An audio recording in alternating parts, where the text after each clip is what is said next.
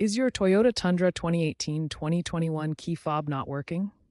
The most common culprit is a dead CR2032 battery. Symptoms include dim LED lights, unresponsive buttons, or intermittent remote signals. To start, you'll need a new CR2032 battery, a plastic pry tool or flathead screwdriver, and a clean workspace. First, carefully inspect the key fob case. Locate the seam where the two halves join. Insert the plastic pry tool into the seam and gently separate the halves. Avoid using metal tools as they can scratch the plastic. If the case is stuck, especially in humid environments, apply gentle heat from a hairdryer to soften any adhesives. Once open, note the battery's orientation before removing it.